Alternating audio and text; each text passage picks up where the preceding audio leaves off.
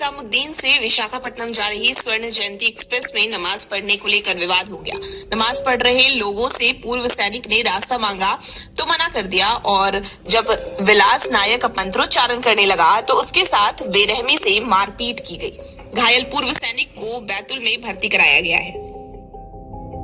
जो pantry car के जो 3-4 लोग हैं उन्होंने आके मेरा इस प्रकार हालत बना दिया और ये मेरे को मार दिया और आरोप लगाया है कि नमाज पढ़ने वालों के कहने पर ही पेंट्री कार के 3 कर्मचारियों ने उसके साथ मारपीट की है। इस मामले में अब जीआरपी जांच कर रही है। अभी कुछ ही दिन पहले एक न्यूज आई थी जिसमें एक आर्मी ऑफिसर को ट्रेन से धक्का दे दिया गया था, जिसके तहत उनके दोनों पैर कट गए थे और बहुत ज़्यादा उनको ब्लीडिंग हुई थी और फिर वो उन्हें एडमिट वगैरह किया गया। तो ये जो है वो टीटी के द्वारा दिया गया था। रिसेंटली फिर एक न्यूज़ निकल के आती है कि एक्स आर्मी ऑफिसर जो एक्स आर्मी मैन है ये, तो यहाँ पे इन्हें बहुत तेजी से मारा गया है, मारा पीटा गया है और आप देख पा रहे होंगे पिक्चर में किस तरीके से ये यहाँ पे लहूलुहान बैठे हुए हैं, है ना। इन्होंने अपनी एक वीडियो जारी करके अपनी सारी प्रॉब्लम्स को उसमें रिकॉर्ड किया और बताया। ये वीडियो तेजी से वायरल हुई और फिर जीआरपी के जो पुलिसकर्मी हैं वो यहाँ पे आए, इन्हें जाके हॉस्पिटल में एडमिट करवाया। इस पूरे मामले को हम समझेंगे और देखेंगे क्या है और ये क्या पॉइंट ऑफ व्यू निकल के आ रहा है, क्यों इस तरीके से चीजें जो है हमारे समाज में तेजी से बढ़ रही हैं। इन सभी चीजों की, इन सभी मुद्दों में हम एक बार नजर मारेंगे और कोशिश करेंगे इनके क्रक्स को निकालने की। देखिए, रास्ता रोकने पर पेंट्री कार वालों ने पीटा, नमाजियों को देखा देखी मंत्रोच्चार कर रहा था रिटायर्ड आर्मी जवान। तो यहाँ पे एक जो मैटर निकल के आ रहा है, रिलीजियस मैटर है ना, ये बहुत ही सेंसिटिव इशू है। मैं इस पूरे सेंसिटिव इशू को डिस्कस करूंगा हॉलिस्टिकली, न्यूट्रल रह के मैं प्रॉपर कोशिश करूंगा इन सारी चीज़ों को बताने की आप लोगों के साथ। यहाँ पे ये हुआ था, इवन सुप्रीम कोर्ट का जजमेंट भी आ रहा है और इसके ऊपर प्रॉपर गाइडलाइंस भी जारी हुई हैं और अभी भी ये मैटर जो है चल रहा है कि आखिर क्या है, क्या नहीं चीज़ें हैं। यहाँ पे आप देख पा रहे होंगे जिस तरीके से नमाज पढ़ा जाता है ना, तो आप देखते होंगे ऐसे कई इंसिडेंट्स हो चुके हैं कि कहीं पे भी नमाज पढ़ी जा रही है ना, रोड में, ट्रेन में। आप लोगों ने भी चीज़ कही, आई होप कि आप लोगों ने ऑब्जर्व की होगी। उसके तहत क्या होता है, इन लोगों ने नमाज पढ़ी तो हिंदू धर्म से फिर निकल के आते हैं, हिंदू धर्म वाले मंत्रोच्चारण कर रहे हैं या हनुमान चालीसा पढ़ रहे हैं। इस तरीके से वेरियस केसेस आप लोगों ने अभी तक देखे होंगे। तो वही केस, वही रिलीजियस एंगल फिर से यहाँ पे निकल के आता है कि ट्रेन के अंदर, जैसे आप ये देखेंगे ये एक एरिया रहता है, तो इस एरिया के अंदर वो लोग क्या करते हैं, अपना नमाज उच्चारण वगैरह ऐसी सारी चीजें करने लग जाते हैं कहीं पे भी बैठ के। तो क्या ये चीज सही है या गलत है, ये आपको कमेंट सेक्शन के अंदर बताना है। आपके क्या पॉइंट ऑफ व्यू है आप हमें बता सकते हैं, आप हमारे साथ शेयर कर सकते हैं। इस न्यूज में और आगे बढ़ते हैं तो ये सभी वो मेंबर्स हैं, ये सभी जो नमाजी जो करने वाले हैं, इन्होंने नमाज पढ़ रहे थे और इन्होंने एक तरीके से रास्ता रोक के रखा था। आप कह सकते हैं कि 5-7 मिनट 10 मिनट तक। अब उस आर्मी ऑफिसर को जाना था, है ना, उस आर्मी ऑफिसर को यहाँ से पार करके जाना था, उसे टॉयलेट वगैरह जाना था, इन्होंने रोक के रखा था। लेकिन फिर अब जब ऐसा हुआ तो वो जो भी मैटर रहा हो उससे गुस्सा आया, जो भी सिस्टम रहा हो, तो उसने मंत्रोच्चारण किया। जब मंत्रोच्चारण किया वो भी मंत्र पढ़ने लग गया, क्योंकि यहाँ पे क्या हो रहा है, एक दूसरे से एग्रेशन दिखा रहे हैं यहाँ पे, है ना। तो ये एग्रेशन दिखाया गया। ये सारी चीजें जब हुई तो उसके तहत जो पेंट्री में काम करने वाले लोग थे वहां से वो लोग आए, उन्होंने को बताया जो भी मैटर हुआ। उसके बाद उसको मारधाड़ हुई, वहां पे पिटाई की गई, है ना। तो दिल्ली से आ रही स्वर्ण जयंती एक्सप्रेस ट्रेन में नमाज पढ़ने को लेकर हुए विवाद में रिटायर्ड आर्मी जवान ने पूरा मामला अपना सुनाया। ये पूर्व सैनिक रह चुके हैं इंडियन आर्म फोर्सेस के अंदर। तो अगर इस तरीके से चीजें होती हैं तो बहुत ही बुरा भी लगता है कि यार इंडियन आर्मी के साथ और इस तरीके से जो चीजें हो रही हैं, है ना, उसे अब हमें जागरूक होने की आवश्यकता है और इन सब में काम करने की आवश्यकता है ना। यहाँ पे बताया गया है पूरी न्यूज, आप चाहें तो आप पीडीएफ से डाउनलोड करके पढ़ सकते हैं, है ना। ये विलास नायक जो है यहाँ पे ने कहा कि मैं रास्ते में बैठकर मंत्र का जाप करने लग गया था। इस बात पर नमाज पढ़ने वाले लोगों ने रास्ते हटाने के लिए कहा, तभी पेंट्री कार के कर्मचारियों आ गए, उन्होंने भी मुझे रास्ते से हटने के लिए कहा। मैंने कहा कि जब नमाज पढ़ी जा सकती है तो मंत्र क्यों नहीं पढ़े जा सकते। इसके बाद उनके सीनियर और 3 लोगों ने मेरे साथ मारपीट की। मेरे चेहरे समेत शरीर के कई जगह चोटें आई। इस घटना को बोगी में बैठे सभी लोग देखते रहे। जीआरपी ने मुझे बैतूल जिला अस्पताल में भर्ती कराया। तो ये सारी चीजें हमने डिस्कस करी, है ना। और इसके ऊपर आपके क्या विचार हैं आप हमें कमेंट सेक्शन के अंदर बता सकते हैं। तो चलिए आज का लेक्चर आज हम स्टार्ट करते हैं। Today is 22 November 2022 and we are going to discuss the Hindu newspaper analysis. तो आज हम डिस्कस करेंगे सभी इंपॉर्टेंट न्यूज को और देखेंगे कौन कौन से इंपॉर्टेंट न्यूज हमारे लिए इंपॉर्टेंट हो जाती है। Agitating lawyers meet chief justice of India, solution to star soon. तो एक मैटर निकल के आ रहा है। इस मैटर के अंदर क्या है आप अगर देखेंगे, लेकिन चलिए इसको बढ़ने से पहले अगर आपको इस लेक्चर की पीडीएफ चाहिए तो आप हमारे टेलीग्राम ग्रुप को edurs_news_analysis को ज्वाइन कर सकते हैं। साथ ही साथ आप अगर आप यहाँ पे देखेंगे तो आप अगर चाहें तो आप हमारा इंस्टाग्राम पेज को भी फॉलो कर सकते हैं। इंस्टाग्राम पेज हमारा है edurs_news_analysis। तो इस पेज को आप फॉलो कर सकते हैं। यहाँ पे काफ़ी ज़्यादा हम मात्रा लेवल पे हम चीज़ों को पोस्ट करते हैं, करंट अफेयर से रिलेटेड टॉपिक और सारी चीज़ों को, तो आप यहाँ से पोस्ट कर सकते हैं, फॉलो कर सकते हैं। साथ ही साथ अगर आप मुझसे जुड़ना चाहते हैं तो आप मुझे _प्रकाश द्विवेदी _ में यह हमारी आईडी है, वहाँ पे आप हमें फॉलो कर सकते हैं। और अब कोई भी रिलेटेड क्वेरीज हैं, जैसे एग्जाम रिलेटेड क्वेरीज, सब्जेक्ट हो गया या पर्सनल कोई भी क्वेरीज है, तो आप मुझसे यहाँ पे जुड़ के पूछ सकते हैं। क्लियर, चलिए आगे बढ़ते हैं। अभी ये एजिटेटिंग लॉयर्स मीट मतलब एक तरीके से चल रहा है। यहाँ पे बात करता हूँ कि 2 जज हैं यहाँ पे examine the grievances transfer of the justice Nikhil और अभिषेक रेड्डी। तो ये 2 लॉयर्स हैं, उनके ट्रांसफर की बात हुई थी, यहाँ पे ट्रांसफर हुआ, उनके ऊपर ये चीज बात चल रही है। यहाँ पे कमेटी बिठाई गई, डी चंद्रचूड़ जो है इसमें खुद रहेंगे, साथ ही 2 सुप्रीम कोर्ट के जजेस मिलेंगे यहाँ पे तेलंगाना और गुजरात के हाई कोर्ट से, और ये देखेंगे क्या सिस्टम है और क्या प्रॉब्लम निकल के आ रही है, और इसके रिगार्डिंग वो बताएंगे कि क्या रिजॉल्व होने की पोस्ट मीटिंग रिजॉल्व क्या हुआ। जैसे Gujarat high court lawyer delegation, उन्होंने क्या बोला कि chief justice assured representative of the bar in the issue raised would be duly examined but strongly convened since assurance has been given the advocates should not be abstain from the work, है ना, from work. तो ये मतलब इस तरीके से ये बोला गया है, चंद्रचूड़ जी ने यहाँ पे बोला है कि ऐसा नहीं है कि जो हाई कोर्ट के जजेस हैं या लॉयर्स हैं उनको वर्क से ही पूरी तरीके से हटा दिया, जो एब्सटेन नहीं कर सकते हैं आप, है ना। तो ये यहाँ पे वर्डिक्ट दिया। फिर तेलंगाना हाई कोर्ट लॉयर्स का डेलीगेशन जो है वो क्या रहा है, we were assured the chief justice of India that he would examine the transfer issue and the light of our representative the court work will resume from tomorrow। तो court का जो वर्क है वो कल से स्टार्ट हो जाएगा। तो देखिए कोर्ट का वर्क रुका हुआ है, ये सारी चीजें तो बहुत इंपॉर्टेंट ये न्यूज हो जाती है कि एक तरीके से कॉलेजियम सिस्टम हो रहा है और ट्रांसफर ऑफ जजेस का पॉइंट निकल के आ रहा है। तो क्या कुछ और मेजर्स हम लेके आ सकते हैं जहां ट्रांसफर ऑफ जजेस को देखेंगी, कोई और दूसरे मेजर्स के थ्रू जजेस के अपॉइंटमेंट और ट्रांसफर होना चाहिए। Clear.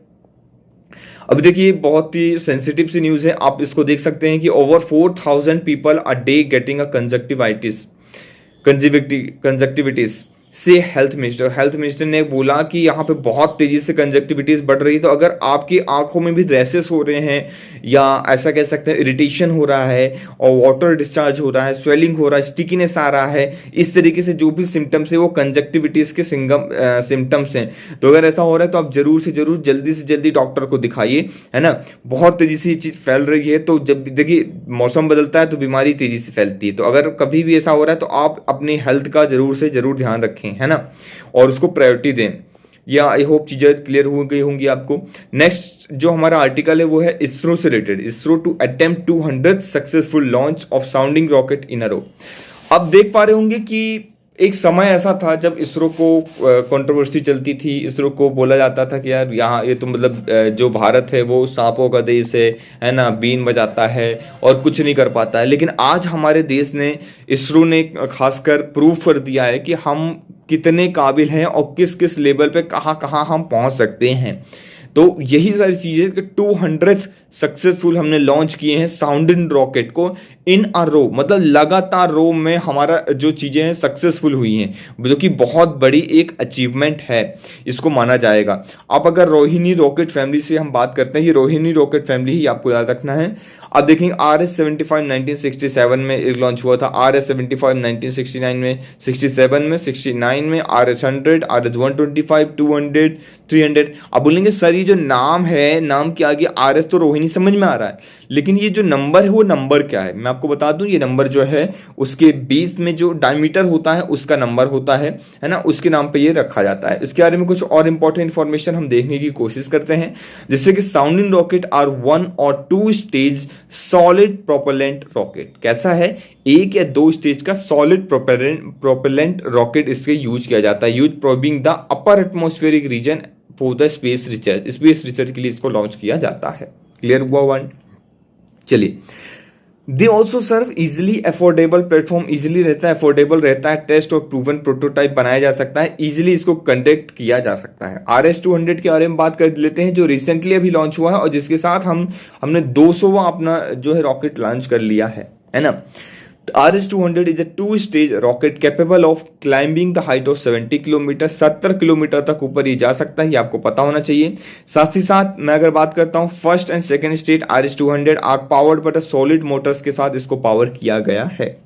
RH-200 rocket had used a polyvinyl chloride based propellant.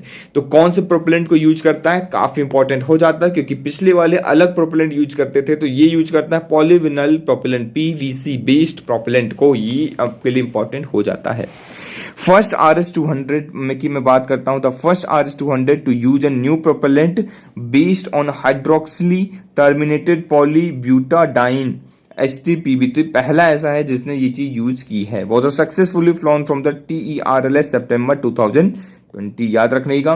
As compare to PVC based propellant, HTPB based on the propellant is more energetic, higher mechanical interference properties देखने को मिलती हैं and less defects due to lower processing temperature. तो ये आपको याद रखना है। आई होप क्लियर हो गई होंगी बातें। जो 200 है मैंने जैसे बताया डिनोट करता है diameter of the rocket in mm। अब देख लेते हैं व्हीकल्स की, जैसे कुछ कंपैरिजन दिया गया कि RS-200 और RS-300 MK सेकंड में, RS-560 MK सेकंड में। अब आप लोग एक चीज याद रखिएगा कि जो ये क्वेश्चन है, कैसे क्वेश्चन आएंगे, तो आपसे इतना ज्यादा डिटेल में नहीं जाएंगे। हाँ, सपोज अगर डिटेल में गए तो पूछ लेंगे क्या PVC यूज होता है कि नहीं होता, कितने किलोमीटर है, ये सारी चीजें। लेकिन कभी कभी बहुत ईजी क्वेश्चन आता है और हमको लगता है ये क्या है, तो RS-200 दे देंगे, what is this is recently news, ये क्या है, क्या ये एक रॉकेट प्रोपेलेंट है, या क्या ये एक तरीके से वैक्सीन है, ये कोई वायरस है, या एक तरीके कोई डिसीज है। इस तरीके से आपसे नाम पूछ लिए जाएंगे और आपसे पूछा जाएगा ये क्या है। तो अगर जस्ट आपने थोड़ा सा समय दिया है, सुना है ध्यान से, तो आपको पता होगा कि ये रॉकेट है ना, और आप इसे सही सॉल्व कर ले जाएंगे। क्लियर। चलिए, आज हम ये आर्टिकल को डिस्कस करेंगे, लेकिन इस आर्टिकल्स में मुझे कुछ ऐसा खास दिखा नहीं, है ना। वही EWS से रिलेटेड ये आर्टिकल है, इकोनॉमिकली वीकर सेक्शन, हमने इतना डिटेल में डिस्कस किया हुआ कि सारे एस्पेक्ट डिस्कस किए, वही रिपीटेटिव पॉइंट्स हैं। आप चाहें तो एक बार इस आर्टिकल को रीड करिएगा, है ना। इसके अंदर कुछ आर्टिकल्स वही जो मैंने बताया, आर्टिकल 17, आर्टिकल 15, इंपॉर्टेंस ऑफ, ये सारी चीज़ें वही चीज़ बताई गई हैं, है ना। तो आप लोग इसको रिवाइज कर सकते हैं इस आर्टिकल को। साथ ही ये इस आर्टिकल को मैंने मतलब जो रिवीजन वाला पार्ट है वो मैं आपको कमेंट सेक्शन में दे दूंगा, तो वहाँ पे डिस्क्रिप्शन बॉक्स और कमेंट सेक्शन के आप हमारा लिंक से इसे रिवाइज कर सकते हैं, है ना। फिर ये सेकंड आर्टिकल की बात करता हूँ, fire proofing India from the global turbulence. अब देखिए, जो वर्ल्ड है, पूरी की पूरी जो दुनिया है, वो एक ग्लोबल टर्बुलेंस से होकर गुजर रही है, जैसे कि कोविड-19, जैसे कि रशिया यूक्रेन वॉर क्राइसिस हो रही है, जिसकी वजह से, जैसे कि मैं बात करता हूँ इकोनॉमी नीचे से तेजी से नीचे जा रही है। तो इस समय हमें क्या करना चाहिए, हमें यहाँ पे बात कर रहे हैं एक, आप वर्ड को यूज देखिए, फायर प्रूफिंग, मतलब जो फायर है दुनिया के अंदर, उस आग से हमें फायर प्रूफिंग बनना है। ऐसा सिस्टम लाना है कि वो आग जो है हमारा कुछ बिगाड़ ना पाए। क्लियर हो गया पॉइंट। तो ऐसा यहाँ पे इस आर्टिकल के अंदर कहा जा रहा है, ठीक है।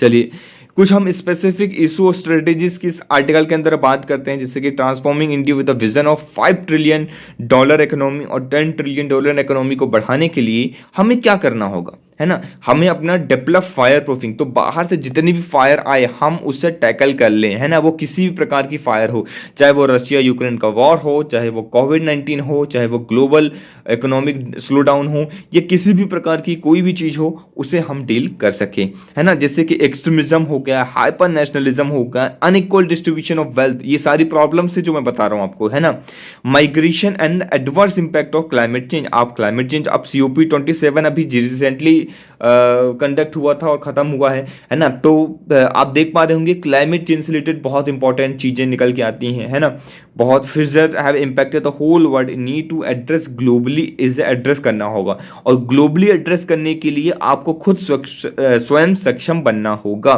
कभी भी देखिए, आपको मैं एक छोटी सी बात बताता हूँ, कभी भी जीवन में अगर आपका साथ तभी लोग देंगे जब आप स्वयं सक्षम हो पाएंगे। क्लियर हो गया पॉइंट आपको, है ना, तो आप जब तक खुद की मदद नहीं करेंगे तो दूसरा दुनिया वाले आपकी कभी कोई मदद नहीं करेगा। एक बार आप सक्सेसफुल हो जाइए, एक बार अपने आप लक्ष्य को दृढ़ निश्चय के साथ करिए, सब लोग धीरे धीरे आपका साथ देना स्टार्ट कर देंगे। लेकिन अगर आप खुद आपकी अपनी मदद नहीं करेंगे तो आपकी मदद भी कोई नहीं करेगा। तो बस वही चीज़ बताई गई इस आर्टिकल के अंदर भी, है ना, ये चीज़ बताई गई है ना, कि किस तरीके से हमें खुद अपने आप को इस चीज़ को डील करना पड़ेगा। 2 रेसेस टू हैंडल, हमें 2 रेस एक साथ जीतनी होगी, हैंडल करना होगा। वो रेस क्या है?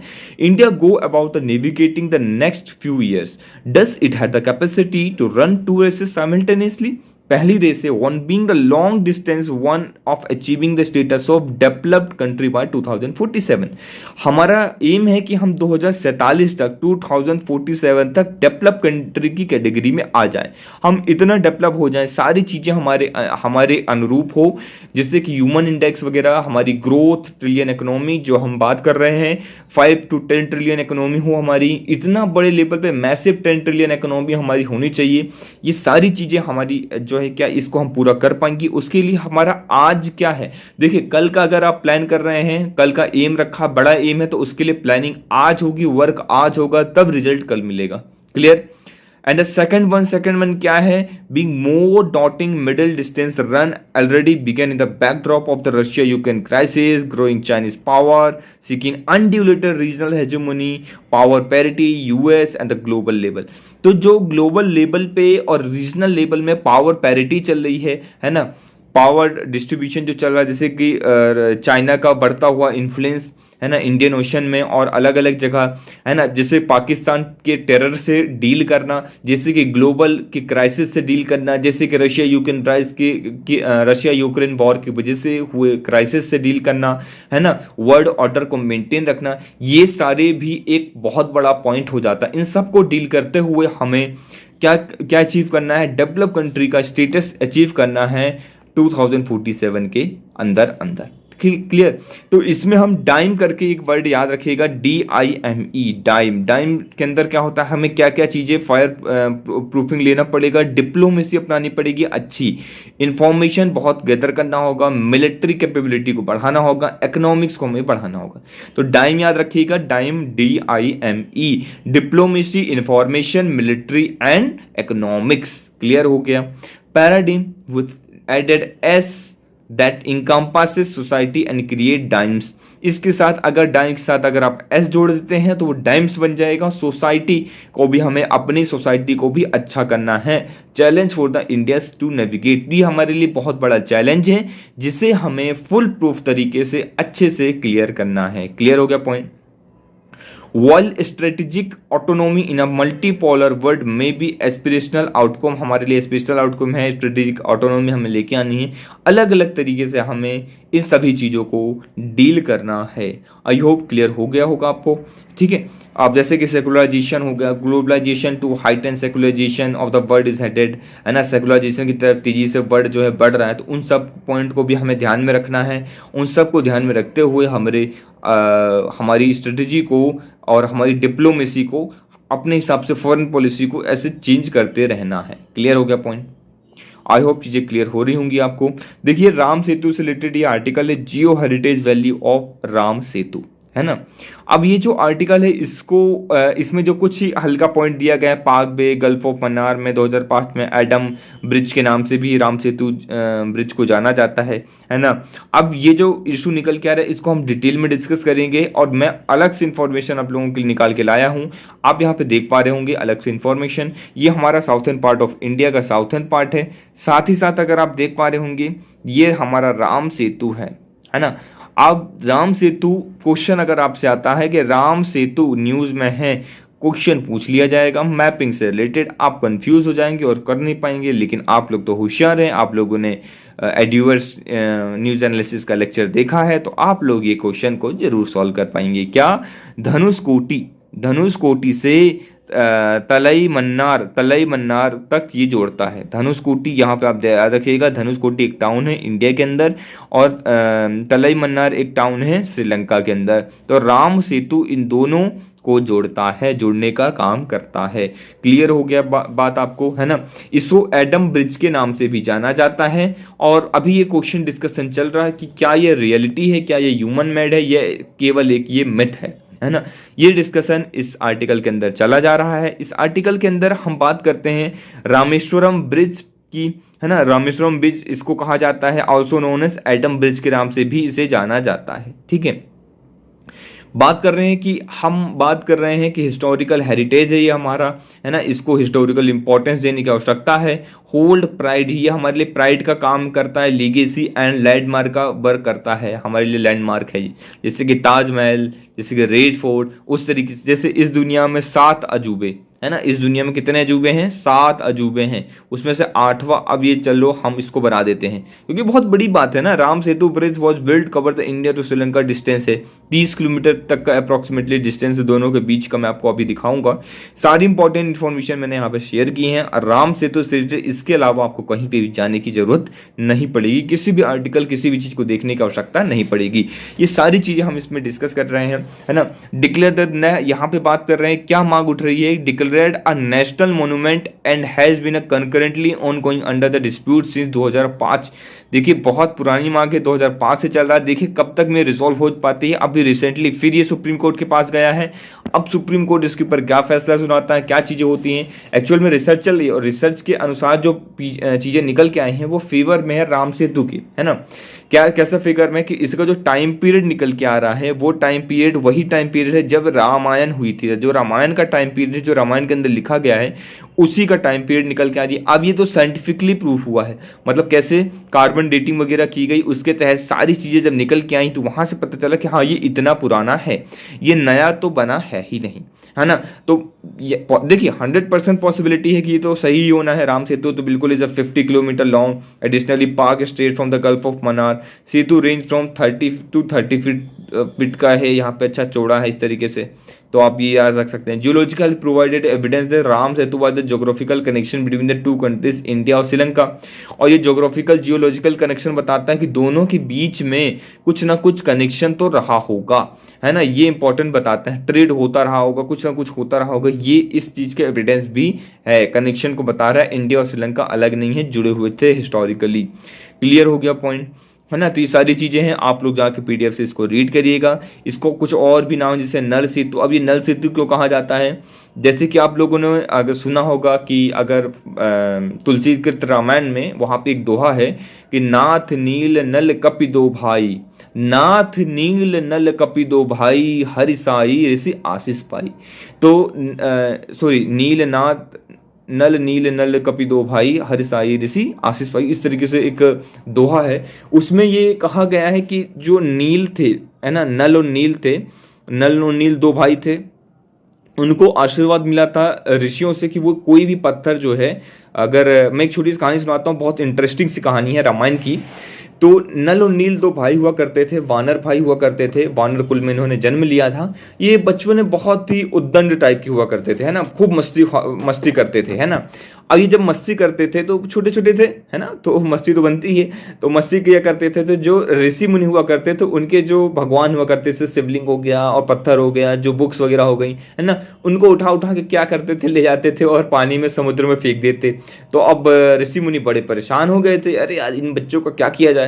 तो उन्होंने गुस्से में आके या कुछ इस तरीके से उन्होंने क्या कर दिया, एक तरीके से उनको श्राप दिया, ये किया कि अब आज के बाद आप कोई भी पत्थर जो है पानी में फेंकोगे तो वो क्या होगा, वो डूबेगा नहीं, वो तैरता रहेगा और हम जाके उसे उठा लेंगे। तो ऐसा होने लग गया, फिर उन्होंने फेंकना बंद कर दिया। अब उनका जो श्राप था यहाँ पे एक आशीष का काम कर दिया, आशीष मतलब आशीर्वाद का काम कर दिया, और यहाँ पे आशीर्वाद का काम करके इन्होंने राम सेतु का निर्माण किया।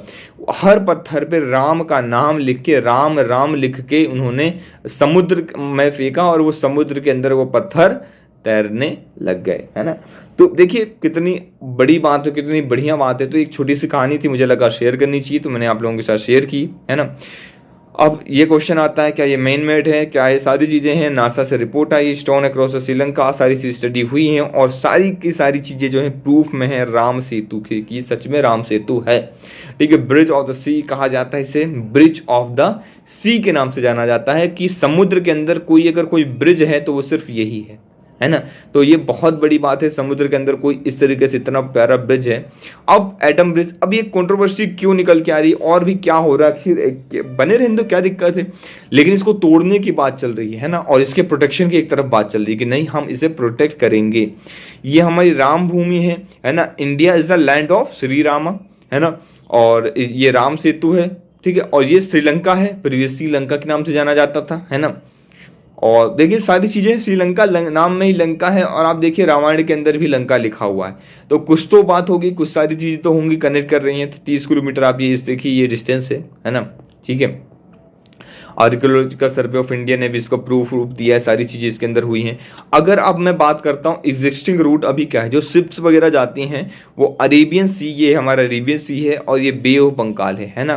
अरेबियन सी और बे ऑफ बंगाल के बीच में जो मूव करती हैं वो ऐसे इस तरीके से गोल घूम के मूव करती हैं। थोड़ा सा लंबा रूट पड़ता है, थोड़ा नहीं बहुत ज्यादा लंबा रूट पड़ जाता है। और अभी प्रपोज्ड क्या रूट है, सेतु समुद्रम कैनल, ये कैनल बनाने की बात की जा रही है। अगर ये कैनल बनेगा तो ये राम सेतु क्या होगा, टूट जाएगा, बीच से तोड़ दिया जाएगा इसको, है ना। प्रपोज्ड है सेतु समुद्रम कैनल। तो अब देखते हैं इसके अंदर क्या होता है। ये है श्रीलंका और ये है हमारा प्यारा भारत, क्लियर। तो ये सेतु समुद्रम, अब देखिए सेतु वर्ड से समझ में आ रहा है, सेतु मतलब ब्रिज, एक तरीके से ऐसा कर सकते हैं, क्लियर, राम सेतु, है ना।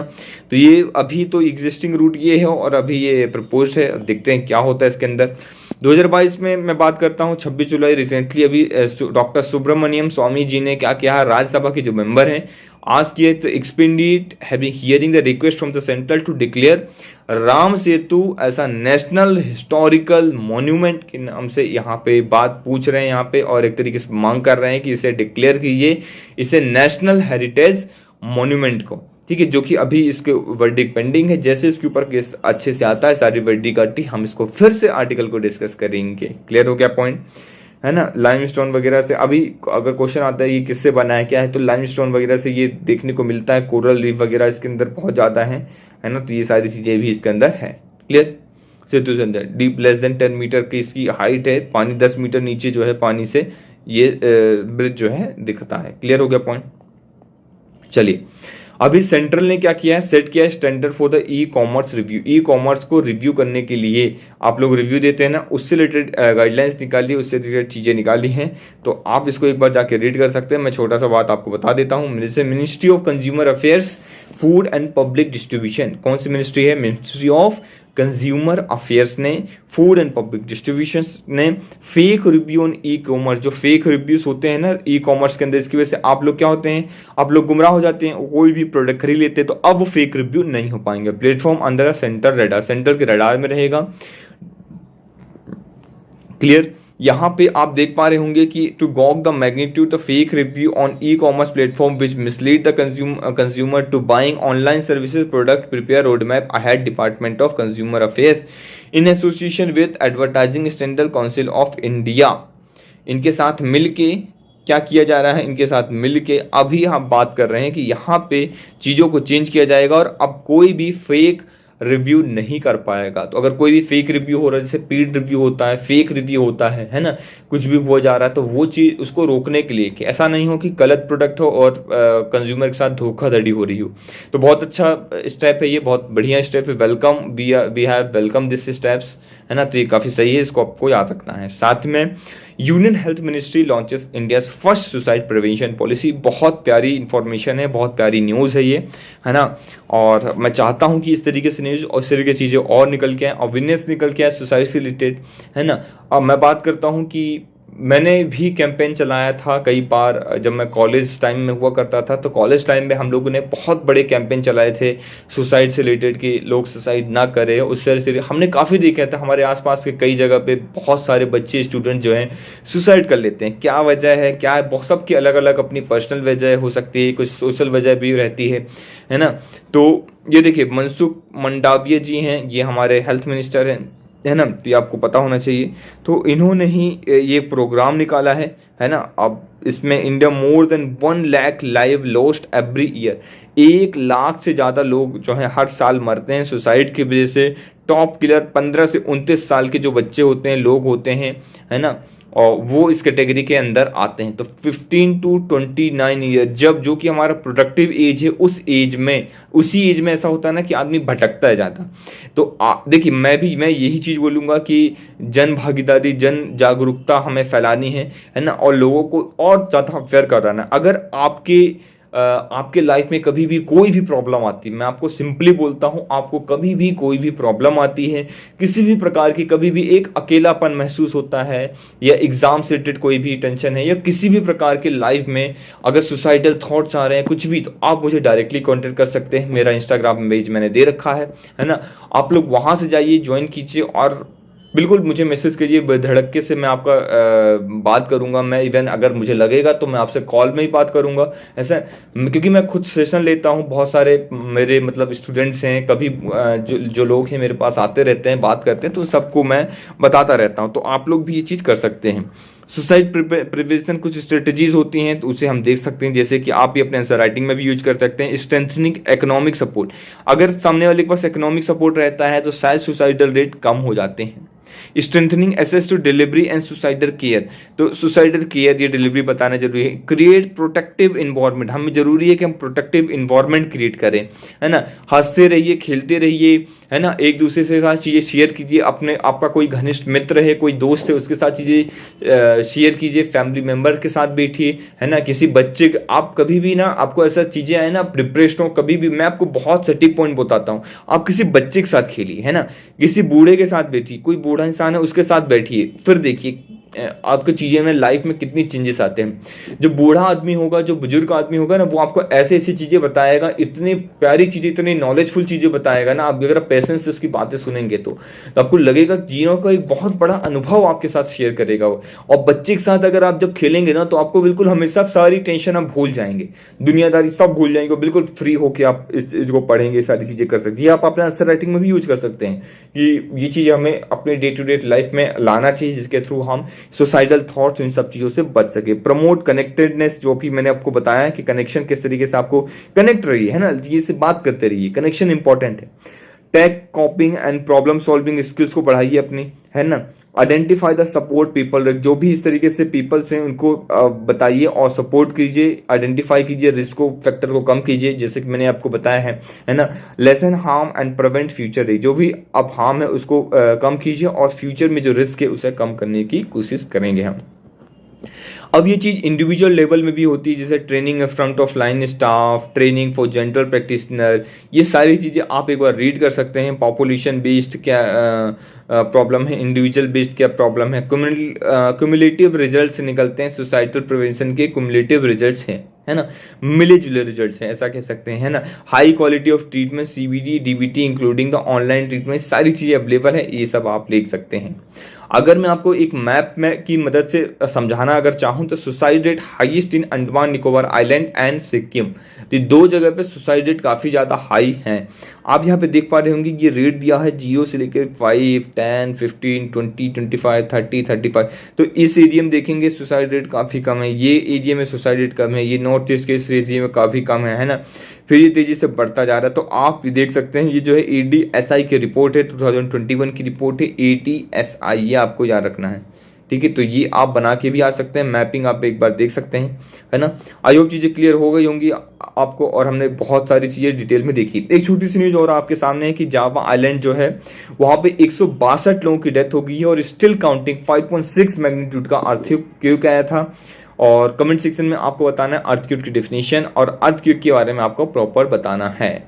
क्लियर? ये आपका आज का होमवर्क है। क्लियर? चलिए, आई होप चीजें क्लियर हो गई होंगी। डाटा प्रोटेक्शन के बिल अगर आप लोगों ने नहीं देखा है तो प्लीज प्लीज प्लीज जाइए, बहुत इंपॉर्टेंट है। हमने डिस्कस किया हुआ है प्रीवियस लेक्चर के अंदर, आपको जाना है, लेक्चर्स को देखना है, वहां पर डिटेल्स में डिस्कस किया है मैंने और एक एक पॉइंट को समझाया है। ये इसके 7 पॉइंट निकाले थे मैंने, 7 डायमेंशन कवर किए हैं, सारे इंपॉर्टेंट पॉइंट है। आंसर राइटिंग में डायरेक्ट आएंगे, प्रीलिम्स में डायरेक्ट आएंगे, यूज करना है और आपको इसको पढ़ना है। आई होप चीजें क्लियर हो रही होंगी आपको। और हमने सारी इंपॉर्टेंट चीजों को भी डिस्कस किया, इवन ये जो इलेक्टोरल रिफॉर्म वाले आर्टिकल्स हैं इसको भी हमने डिटेल में डिस्कस किया हुआ है, बॉन्ड रिलेटेड, तो आप इसको भी प्रीवियस आर्टिकल के अंदर हमारे देख सकते हैं। क्लियर हो गया पॉइंट? आई होप चीजें क्लियर हो रही होंगी। और अगर आपको लेक्चर अच्छा लगा तो प्लीज लेक्चर को लाइक कीजिए, कमेंट कीजिए और शेयर कीजिए अपने फ्रेंड्स के साथ और हर जगह इसको फैला दीजिए। तब तक के लिए कल मिलते हैं, तब तक के लिए thank you very much for the discussion.